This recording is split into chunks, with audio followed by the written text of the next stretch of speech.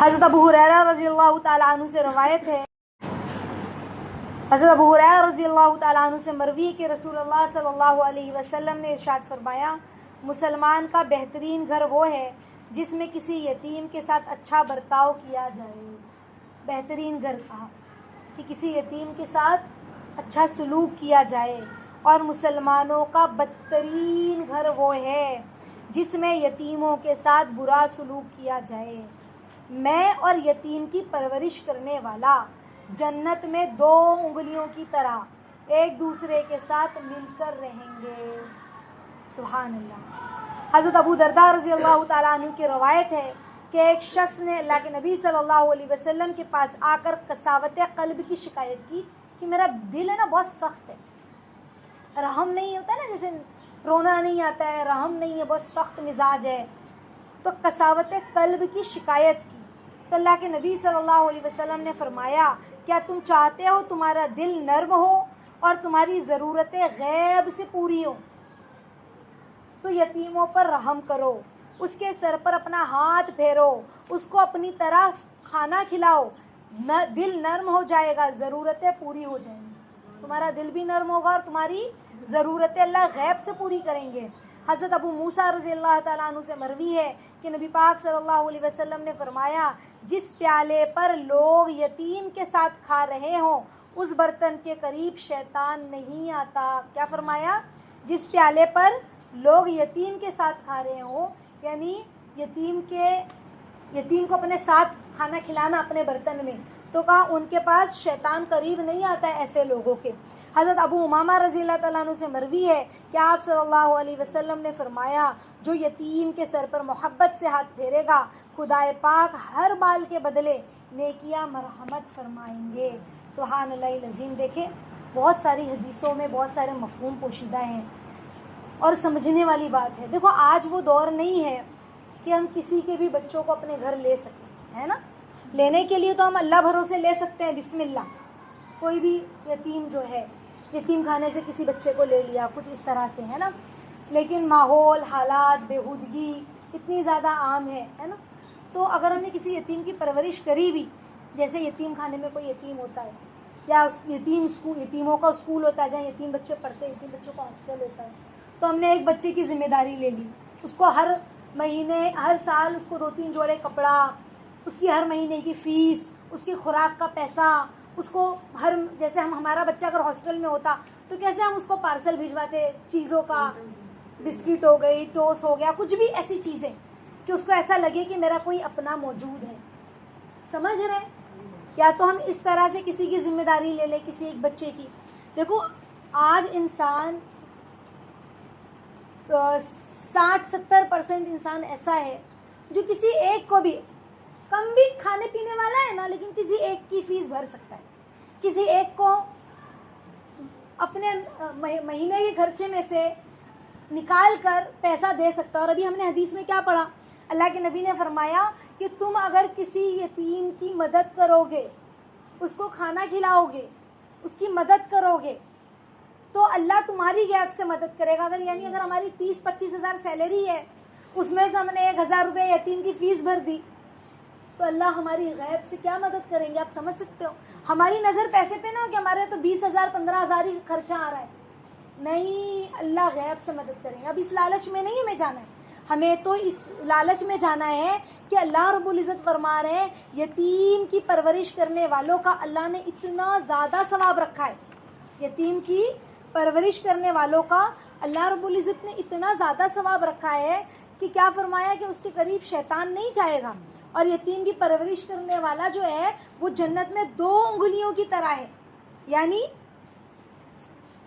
جنت میں ایسے مل کر، ایسے جنت میں جائے گا وہ یتیم کی پرورش۔ ہماری 2 انگلی کتنی قریب ہے، 2 انگلی نکالو 2 بولنے کے لیے، تو دونوں ملی ہوئی کتنی قریب ہے، ایسے وہ جنت میں اچھا سلوک کرنے کی وجہ سے جائے گا۔ کتنی بڑی بات ہے، ہمیں اور کیا چاہیے؟ اتنی سستی جنت ہم خرید رہے ہیں دنیا میں رہ کر، 1,000 روپیہ مہینے میں دے دیا، 1,500 دے دیا، جنت مل رہی ہے، پکی ہو رہی ہے ہماری جنت، اور کیا چاہیے؟ اس کے علاوہ بہت سارا مفہوم اس کے اندر ہمیں سوچنے۔ آج جو ماحول ہے، جیسے اگر کسی کے بھائی کا انتقال ہو جاتا ہے یا کسی کے بہنوئی کا انتقال ہو جاتا ہے، سمجھ رہے؟ تو اب کیا ہوتا ہے، ہم کیا کہ اب ہم کیا خرچہ دیں، ہمارے خود ہی 4 بچے ہیں، سمجھ رہے، ہمارے خود ہی 4 بچے ہیں، ہم نہیں دے سکتے. اب ہمارا تمہارا کوئی تعلق نہیں، اب تم اپنی اماں کے یہاں جاؤ، اس عورت کو اس کی ماں باپ کے گھر بھیج دیا کہ تم دیکھو تمہارے ماں باپ کے یہاں جاؤ، ہم نہیں دے سکتے، تمہارا خرچہ نہیں اٹھا سکتے. یا پھر جو ان کی پراپرٹی کا حصہ نکلتا ہے بھائیوں کی، باپ دادا سے جو حصہ ملا تھا وہ حصہ جو ہے وہ مار لیتے، کچھ بھی بہانہ بنا کر کہ بھئی ہم نے زیادہ خدمت کی تھی یا کچھ اس طرح سے، یا وہ دکان سنبھالتے تھے تو وہی سنبھالنے لگے اور بیچارے یتیموں کا حصہ کھا گئے. سمجھ رہے، یتیموں کا حصہ کھا گئے. جیسے 2 بھائی مل کر دکان چلا رہے تھے، اب ایک بھائی کا انتقال ہو گیا، اس کے بچے چھوٹے چھوٹے تھے اور دکان میں دونوں بھائی کا پیسہ لگا ہے، بچے چھوٹے چھوٹے تھے، انتقال ہو گیا. اب کیا ہوا، وہ دکان پوری اپنے نام کر لی ایک بھائی نے، یتیموں کا حصہ کھایا. کتنا بڑا عذاب ہے، ہم سوچ بھی نہیں سکتے. بلکہ ہونا تو یہ چاہیے کہ اپنے بھتیجوں کو، اپنے بھانجوں کو، بھانجیوں کو ان کے سر پر محبت سے ہاتھ پھیرنا کہ یہ یتیم بچے ہیں، سمجھ رہے، ان کو مالی امداد کرنا، ان کا خیال رکھنا، ان کی ضرورتوں کو پورا کرنا بہت ضروری ہے. اکثر عورتیں جو ہے نا، میں نے کہا نا، اکثر عورتیں اس چیز سے روکتی ہیں کہ ہم اپنا ہی پورا خرچہ نہیں کر پا رہے، اب ان کی کہاں مدد کریں گے. سمجھ رہے، ہم اپنا ہی نہیں خرچہ پورا کر پا رہے، ہمارے 4 بچے، فیس بھرنا ہے، یہ دینا ہے، وہ دینا. تم دیکھو نا اپنا راشن پورا بھراتے بھراتے کتنا بچتا ہی اپنے پاس، 1500 تو بچتا ہے مہینے کا لاسٹ میں. ایسے بول کر بیوی شوہر کو بٹھا دیتی ہے. بلکہ عورت کے اندر یہ جذبہ ہونا چاہیے، اس کا دل اتنا بڑا ہونا چاہیے کہ بھئی آپ کے بھائی ہے، آپ کی بہن ہے، اگر اللہ نہ کرے میرے ساتھ ہوتا تو میں کیا کرتی. سمجھ رہے، میرے ساتھ یہ معاملہ ہوتا تو میں کیا کرتی. تو انسان اپنوں سے ہی تو امید رکھتا ہے کہ اللہ، میرے بھائی بہن ہیں، میرے بھائی ہیں، میری بہنیں ہیں، وہ میری مدد کریں گے. تو تم ان کے ماموں لگتے ہو، تم ان کے چچا لگتے ہو، تم ان کے تایا لگتے ہو، بڑے ابو لگتے ہو، تم مدد نہیں کرو گے تو کون کرے گا. اسی طرح سے اگر ہم سگے چچا نہیں بھی ہے، سگے ماموں نہیں بھی ہے، سگی پھوپھی نہیں بھی ہے، سگی خالہ نہیں بھی ہے، تب بھی ہمارے پاس جو مال ہے اس مال سے ہم ان کی مدد کریں. بہت ضروری ہے اپنے خاندان والوں میں اس طرح سے مدد کرنا، سمجھ رہے. اور اگر ہم نے مدد نہ کی تو بتاؤ اللہ روزی قیامت ہم سے سوال نہیں کریں گے. اللہ کے نبی نے یتیموں کی پرورش کے بارے میں کتنا کہا کہ ان کے سر پر محبت سے ہاتھ پھیرنا. بال کتنے سارے سر میں ہوتے ہیں ہمارے، ہم گن سکتے ہیں؟ کوئی آج تک گن سکا ہے اپنے سر کے بال؟ کہ نہیں میں گن سکتی ہوں. کہا جتنے بال آئے اتنی نیکی. پڑوس میں کوئی یتیم بچہ ہے، شوہر کا انتقال ہو گیا ہے، اب ہم نے کیا کیا، ان کی مدد کی، مالی اعتبار سے بند مٹھی سے پیسے دے دیے، بند مٹھی سے عید میں جوڑے دے دیے. سمجھ رہے کہ ان کو کوئی بنانے والا نہیں ہے، ان کو کوئی دینے والا نہیں ہے، ان کو کوئی پوچھنے والا نہیں ہے. بجائے بدنیتی کرنے کے، خیانت کرنے کے، ان کے ساتھ اچھا سلوک کریں. اللہ کے نبی کی حدیث ہے، کیا فرمایا اللہ نے، تمہارا دل بھی نرم ہوگا، تمہاری ضرورتیں بھی پوری ہوں گی. یتیموں پر رحم کرو. کتنی بڑی بات ہے، کتنی بڑی بات ہے.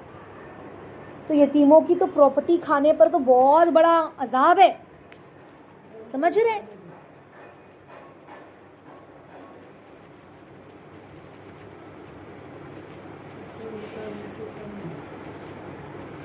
یتیموں کا حصہ کھانا جو ہے وہ بہت بڑا عذاب کا باعث ہے. اللہ تعالیٰ نے بہت بڑا جو ہے نا گناہ بتایا ہے. آ رہی ہے بات؟ اللہ کے نبی نے کیا فرمایا کہ یتیموں کو جو عزت نہیں دیتے نا، وہ سب سے زیادہ گنہگار انسان تو وہی ہے نا جو یتیموں کو عزت نہ دے. تو یتیموں کا مال کھانے پر بہت بڑی گناہ ہے اور پرورش کرنے پر بہت بڑی فضیلت ہے. اللہ تعالیٰ قرآن میں فرماتے ہیں نا سورہ بقرہ میں، وَيَسْأَلُونَكَ عَنِ الْيَتَامَى، کہ اللہ تم سے سوال کرتا ہے یتیموں کے بارے میں. قُلْ إِصْلَاحٌ لَهُمْ خَيْرٌ، کہ تم سے اللہ یتیموں کا مسئلہ پوچھتے ہیں. تم سے لوگ یتیموں کا مسئلہ پوچھتے ہیں تو تم فرماؤ ان کا بھلا کرنا بہتر ہے. اگر ان کے ساتھ اپنا خرچہ ملا لو تو وہ تمہارے بھائی ہیں. اللہ بگاڑنے والے کو سنوارنے والوں سے جدا خوب جانتے ہیں اللہ رب العزت. تو قرآن میں بھی یتیموں کے بارے میں اللہ رب العزت نے حکم دیا ہے. پتہ چلا جس کا حکم قرآن میں آیا ہے وہ کرنا کتنا اہم کام ہے, فرض کے درجے میں ہے نا. ہاں, اور پھر اللہ نے ایک جگہ قرآن میں یہ بھی فرمایا ہے کہ ان الذین یاکلون اموال الیتامی ظلما انما یاکلون فی بطونہم نارا, کہ بے شک جو وہ لوگ جو ظلم کرتے ہیں, یتیموں کا مال کھاتے ہیں اور اپنے پیٹ میں بالکل آگ بھرتے ہیں. یتیموں کا مال کھا رہے ہیں وہ لوگ, کیا کر رہے ہیں, اپنے پیٹ میں آگ بھر رہے ہیں, اور ان قریب یہ لوگ بھڑکتی ہوئی آگ میں جائیں گے. وَسَيَصْلُونَ سَعِيرًا, اللہ قرآن میں فرما رہے ہیں کہ بھڑکتی ہوئی آگ جو ہوگی نا اس میں یہ لوگ جائیں گے. تو یتیموں کا جو ہے نا مال کھانے پر اللہ نے قرآن میں بہت سخت وعید بتائی ہے. یتیموں کے ساتھ اس نے سلوک کرنے کے بارے میں قرآن اور حدیث دونوں میں آیا ہے. تو انشاءاللہ ہم فکر کریں, ہم دیکھیں کہ کہیں کوئی ایسا تو نہیں ہے جو یتیم ہے نا, جو غریب ہے. یتیم دیکھو بعض لوگ کیا کہتے ہیں, ہم یتیم ہیں, مال ہے ان کے پاس, کھا بھی رہے ہیں پی بھی رہے ہیں, لیکن کہتے ہیں ہم یتیم ہیں. تو صرف یتیم ہونا نہیں, یتیم سے مراد انسان یتیم ہے اور مالدار نہیں, غریب ہے, تو ان کی پرورش کرنا. نہیں سمجھ میں آئی بات؟ اب یتیم ہے لیکن مال اچھا آ رہا ہے تو وہ معاملہ نہیں, لیکن ان سے اچھا سلوک کرنا کہ بھی ان کے والد نہیں ہے تو ہم ان سے بہترین سلوک کریں, محبت سے پیش آئیں, یہ زیادہ ضروری ہے. سمجھ رہے ہیں؟ اللہ تعالیٰ ہم سب کو عافیت کے ساتھ یتیموں کا حق ادا کرنے والا بنائے. یہ آمین یا رب العالمین.